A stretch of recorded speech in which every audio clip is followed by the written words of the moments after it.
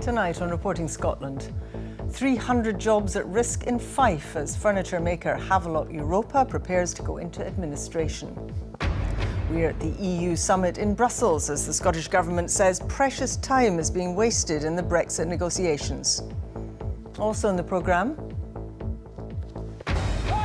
25 years since the Assynt crofters won the right to buy the land they live on. What's the future for community buyouts? The first round draw is in, but will Andy Murray be fit to play at Wimbledon? And we're soaking up the music and the sunshine at the Transmit Festival in Glasgow.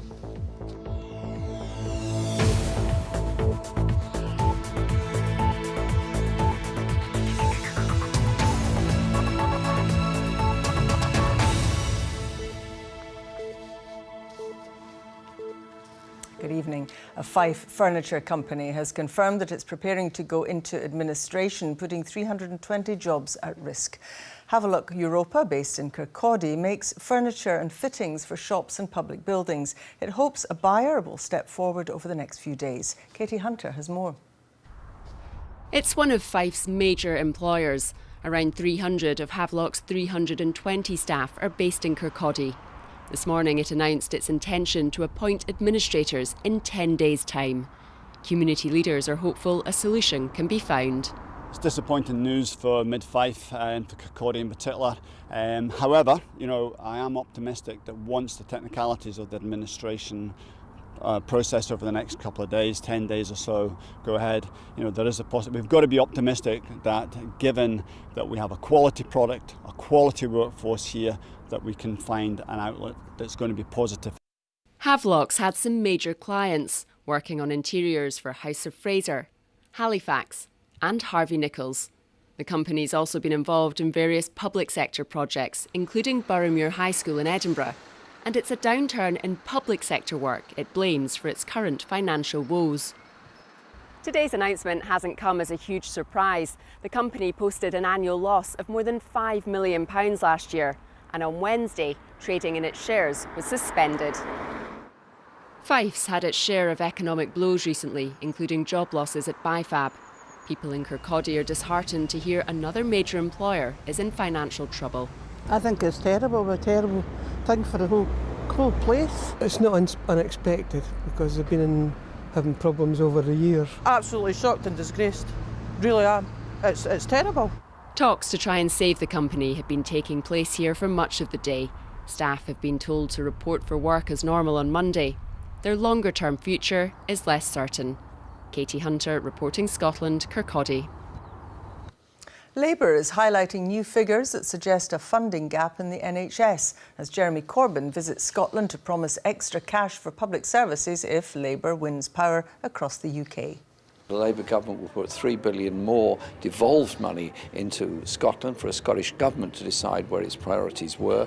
I would hope those priorities would include health, mental health and social care, because they are the crucial areas. Well, the Labour leader has been speaking to our political correspondent Glenn Campbell in Livingston. Is there an election on, Glenn?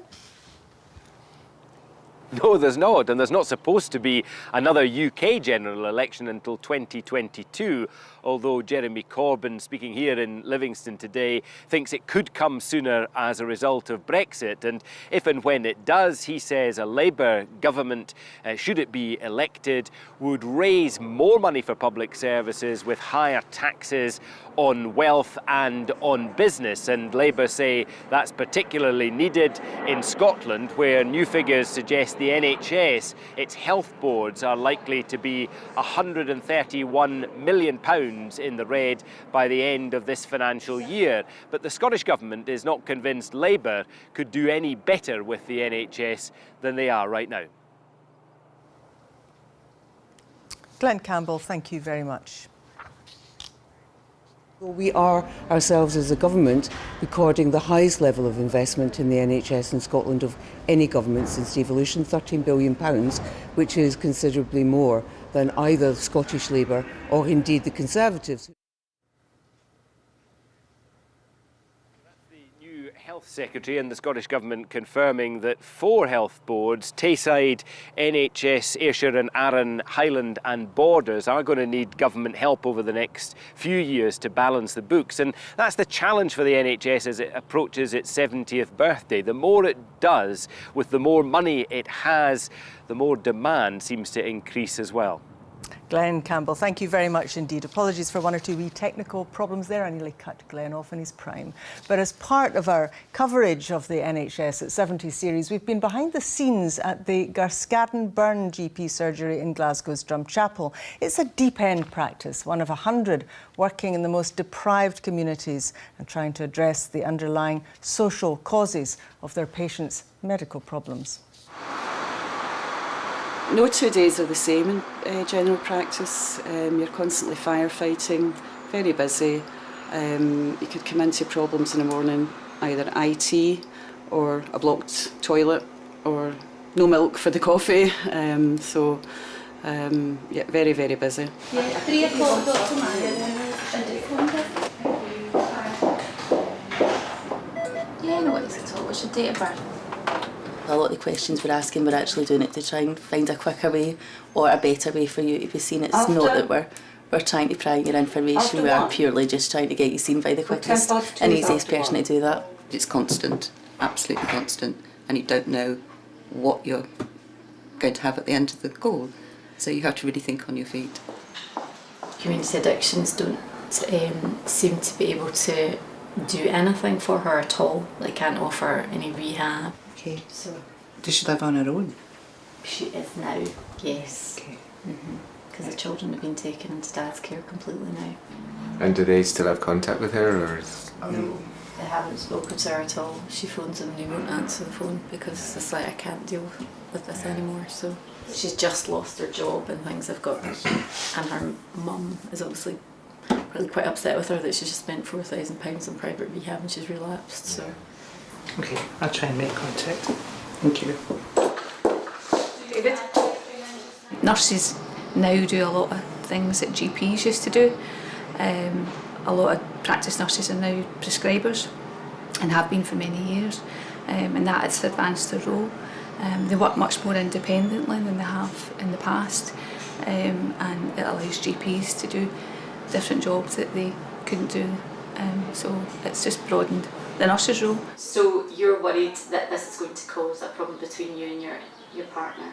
If you're doing a job which is as stressful as general practice can be, it is absolutely critical you have the support of your colleagues to look after you, because our mental health needs looked after too sometimes. More often than not, when someone comes to see the GP, it's a social problem that's causing the medical issues. My role then is to support that individual to navigate these systems and barriers that are preventing them to then addressing their medical issues. It should be right across Scotland. I think in terms of monetary value, the results are going to pay back tenfold. Without the group, I wouldn't have anything. I'm stuck in the house, apart from a Tuesday morning, where you can have a laugh and meet other people. Anything that's bothering us, we can go to the group. We can talk about it, but if you've got a problem, if something has upset you, we can talk about it in the group and everyone supports you. There's no doubt my family doesn't know half yet what I'm going through, kind of thing. I kind of keep it to myself in the house. The doctor told me you should go to this group thing. I didn't want to go, but it's a good thing. 3 years ago, I was in a really dark place. Apart from various physical health issues, I also suffered from depression. I don't know what I'd do without the group, and I really depend on it. And that's all I've got to say. Yeah. Yeah, I'll be okay. That was the Garscadden Burn GP practice in Drumchapel. European Union leaders have issued what they say is a last call for the UK to lay its cards on the table if a Brexit deal is to be done. The Scottish Government agrees, saying precious time has been wasted. At the European Council summit, Theresa May says she wants to speed up negotiations to achieve a good deal for the UK and the EU. From Brussels, here's our political correspondent, Andrew Kerr. After just a few hours' sleep following long talks, the leaders were back in business. Here's the French president arriving at the summit to talk about Brexit, but of course the UK is not represented here today. The talks are reserved for the other EU member states, and there was this warning at the close of the summit. If you want to reach a deal in October, we need quick progress. This is the last call to lay the cards on the table. The Scottish Government agrees. I don't think the UK's position could be worse. It is quite clear that the noise coming from the summit is saying that the UK has not presented any proposals which are acceptable. There are still huge difficulties to be resolved, not just Ireland, but a whole range of difficulties. The Prime Minister had an optimistic message. I've been stressing that we want a deal that's going to work for the UK and for our European partners, and that if we work together, we can support each other's prosperity and security. Now, we're going to be publishing our white paper shortly, and I want to see the negotiations accelerating and intensifying thereafter. As the Prime Minister left for home, there wasn't much consolation, as football wasn't coming home either. In a popular Scottish chain pub, Belgians watched as they beat England. In this city, football quickly turns to politics. It's a good way also to feel like a united country for Belgium, as you know. We have sometimes conflict about language. And for this honeymooning, football-mad English couple, there are political divisions. How do you feel about Brexit? Well, I voted Remain. But I voted Leave. That's a difficult household then. It's not actually. We respect each other's opinions-ish. As the UK dissolves its partnership with the EU, the exhausted leaders left, knowing the most difficult issues still lie ahead. But Andrew's still there. He's in the centre of Brussels this evening. What next then, Andrew? Well, Sally, Brexit will have to be discussed at the next summit in October. Europe is working to the UK's timetable when it comes to Brexit. A week today, a week after the summit has finished, Theresa May will hold a full cabinet at Chequers to hammer out Britain's Brexit vision. But of course, her cabinet is deeply divided in what that vision should be. And people, of course, are pointing out in Brussels that all the 28 member states were able to come to some kind of an agreement on the migration crisis in the Mediterranean. But yet, of course, the UK internally can't come to any kind of an agreement yet on what the Brexit vision should actually be. Sally. Andrew Kerr, thank you very much indeed. Scottish Fire and Rescue is appealing to anyone with video or still images of the fire at Glasgow School of Art a fortnight ago to make them available for investigators. It wants to analyse the footage, which they say could prove crucial to the investigation. The historic Macintosh building is to be partially dismantled in the coming days as the fire damage is worse than first thought. It's 25 years since a group of Sutherland crofters made history and acquired the North Lochinver estate in Assynt. Since then, there's been a five-fold increase in public buyouts, and the momentum continues with the recent purchase of the island of Ulva.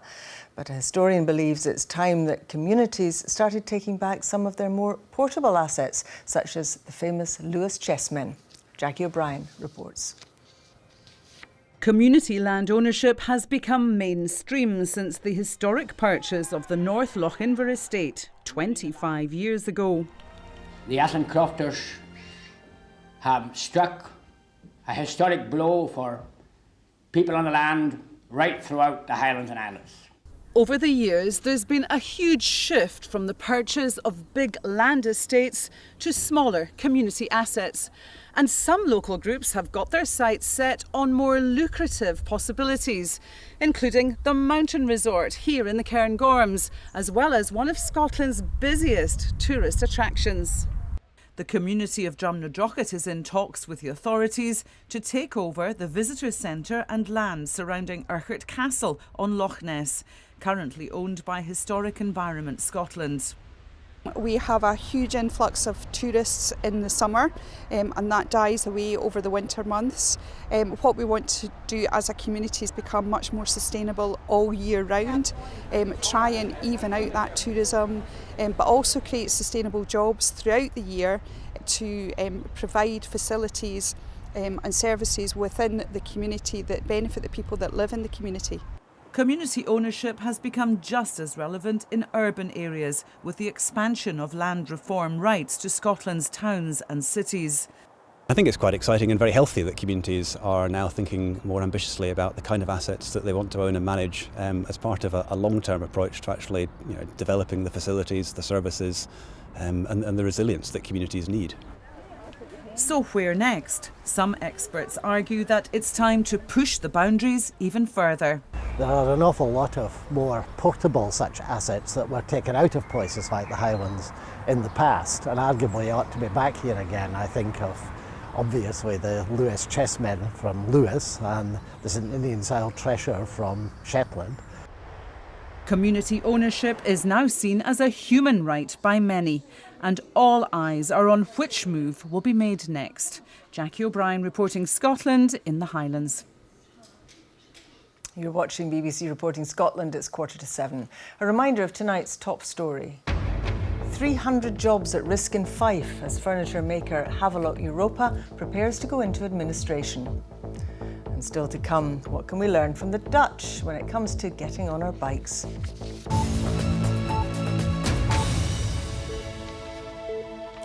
The hot weather is an unexpected extra for all the outdoor events getting underway around Scotland this weekend. The largest of them is the Transmit Music Festival at Glasgow Green, and our reporter Aileen Clark is there.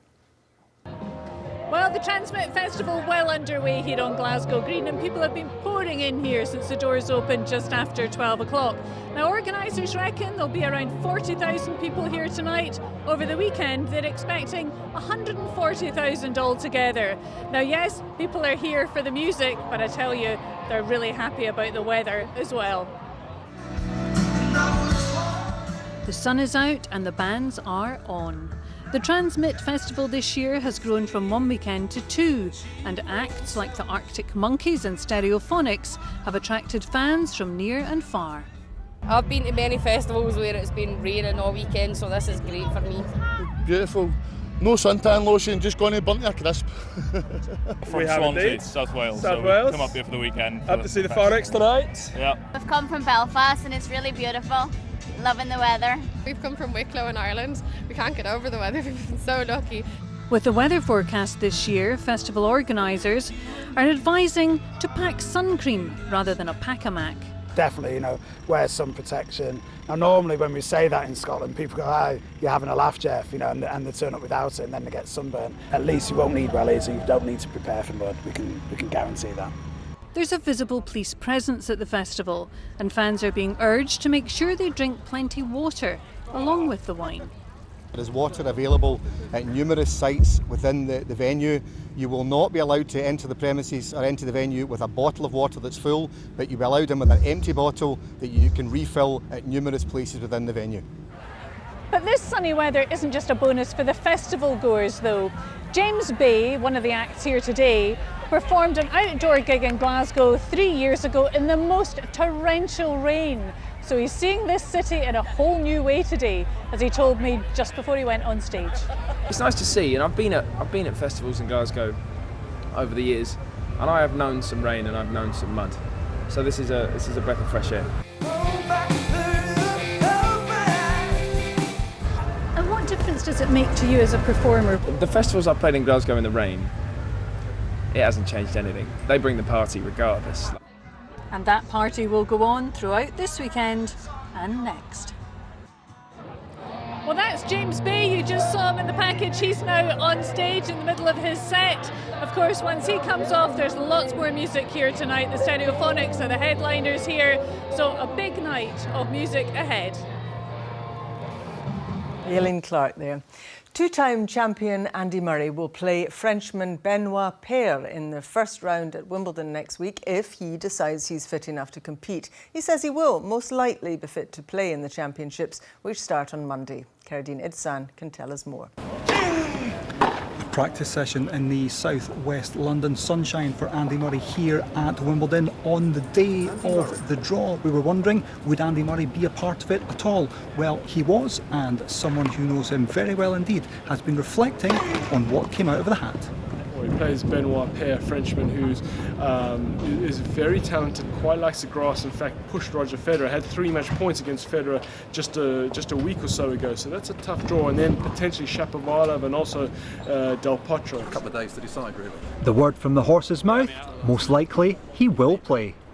Yeah, well, the thing is, I obviously don't know like every single day exactly how things are going to be. I need to play it a little bit by ear. I can't predict how I'm going to feel in 2 days, but if I feel like I do today, in a couple of days, I'll be playing, yeah. So Andy Murray's in the bottom half of the draw. It means he's avoided the top seed and defending champion Roger Federer, and it means he has a Tuesday start here at Wimbledon against France's Benoit Paire. Kardine Idsan reporting, Scotland, Wimbledon.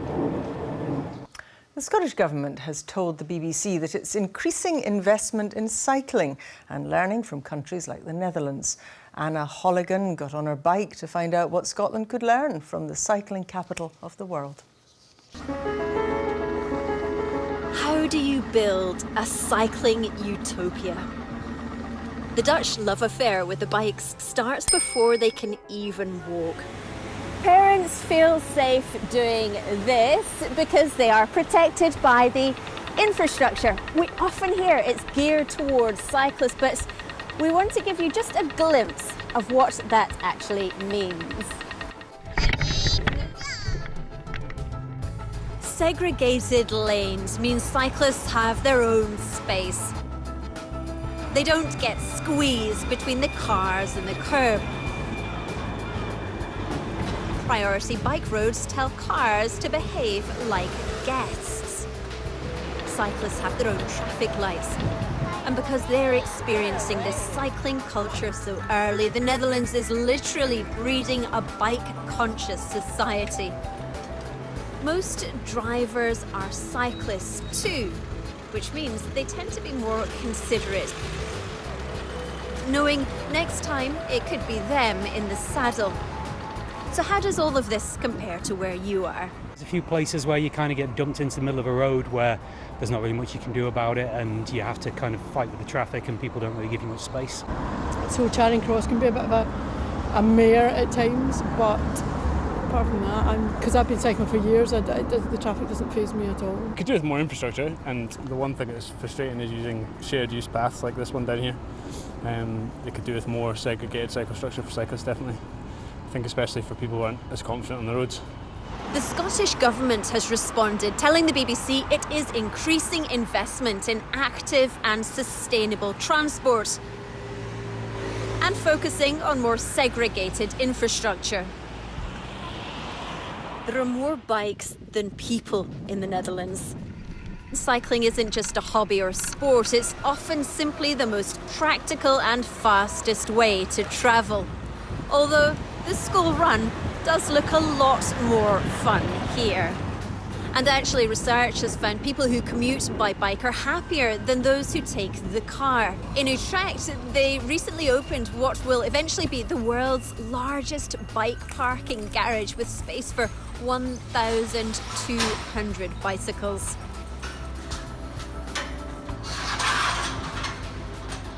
The cost of creating this cyclist paradise is balanced by savings in healthcare.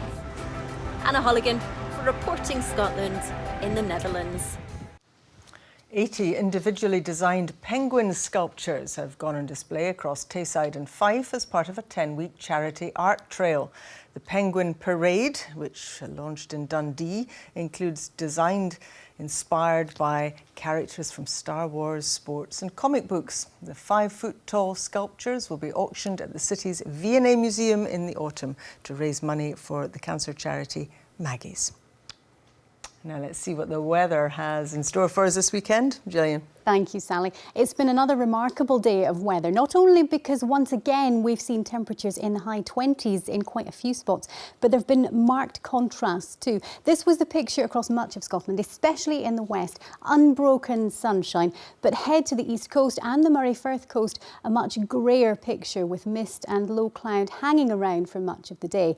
And because of that, what a contrast temperature-wise.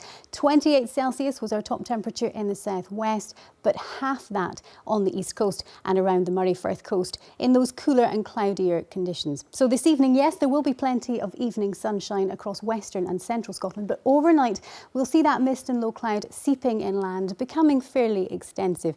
It won't be as mild and muggy as last night, slightly cooler temperatures around about the 10 or 11 Celsius mark, so a wee bit more comfortable for sleeping in. Tomorrow morning we'll start the day rather grey with a good deal of that mist and low cloud around, but as the morning goes on, it'll burn off in the sunshine, strong sunshine once again, and the emphasis on a lot of dry and bright weather, and it will become warm once again. That mist and low cloud hanging around the Great Glen for the first part of the day, but even that will go. So this is the picture around 4 o'clock. Once again, temperatures 26, perhaps 27 Celsius for southwest Scotland, up into the Glasgow area and Argyll. Still a slightly cooler feel around eastern coasts with a bit of a breeze off the sea. But with that mist and low cloud breaking up more readily, you'll have more in the way of sunshine than you had today. And for the Northern Isles, there's this bank of cloud that will drift in from time to time, but here too there will be some decent spells of sunshine. So if you're thinking of heading to the hills tomorrow, cracking conditions, blue skies, plenty of sunshine. These are the temperatures at the tops, so worth bearing in mind it will be much, much hotter than that in the glens and on the upslopes, and UV levels will be high, if not very high. So through the rest of the afternoon and the evening, sunshine to end the day once again. Just the odd shower popping up over the Western Isles and the Northwest Highlands, triggered by the heat. But we're in for another dry night tomorrow night. As we head into Sunday, we pick up a bit more of a breeze. So a breezier day on Sunday. Once again, we'll have some mist and low cloud to start the day around those North Sea coasts, but that will thin and break. That sunshine will get going, and once again, it will be hot sunshine, temperatures reaching the mid to high 20s, particularly across western Scotland. Still that wee bit cooler around eastern coasts, but an improvement. And the settled weather continues for Monday and for Tuesday. That's the forecast. Hurry! Thanks very much, Gillian. Now, a reminder of tonight's main news. A judge has ruled that the police commander in charge on the day of the Hillsborough disaster can face trial. Former Chief Superintendent of South Yorkshire Police, David Duckenfield, will face charges of manslaughter by gross negligence in relation to the deaths of 95 Liverpool football fans. A Fife furniture company, Havelock Europa, has confirmed that it's preparing to go into administration, putting 320 jobs at risk. And that's Reporting Scotland. I'll be back with the late bulletin just after the 10 o'clock news. Until then, have a very good evening. Bye-bye.